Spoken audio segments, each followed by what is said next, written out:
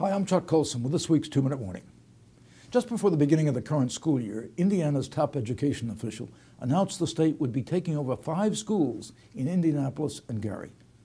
According to the superintendent, the action was taken on behalf of the students at these schools because the 5 schools had been on probation since at least 2005 for low test scores. Folks, what's happening in Indiana isn't unique. Across the country, state authorities have had to step in and take over failing schools that couldn't provide the most basic educational needs for those kids who need it most. And just as in Indiana, the same authorities who perpetrated this betrayal of our kids, they become outraged at what they see as a usurpation of their authority. They claim that their defense of the status quo is being done on behalf of the same children, the children who leave the schools lacking the basic skills they need to succeed afterwards. Talk about adding insult to injury. Talk about putting the welfare of the teachers and officials ahead of the kids.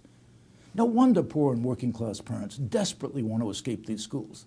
Yet, as the movie Waiting for Superman documents, their chances to do so are limited. For every child who gains a coveted spot at a charter school, many more walk away crestfallen. Making something as essential as a decent education a matter of luck violates every notion of justice, and it's something we Christians cannot tolerate. After all, as Timothy George and I write in this month's Christianity Today, and read it, it's important, Christianity and education are inseparably linked in the history of the West. Whether it was the Irish monks who, in Thomas Cahill's memorable phrase, saved civilization, or the magisterial reformers who encouraged literacy so that people could read the Bible and form their moral consciences, Christianity has been the driving force behind education. It's time to renew that effort.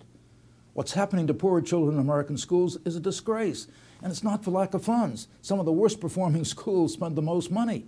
But because the interest of children plays second fiddle to the interest of the adults who run the system is failing.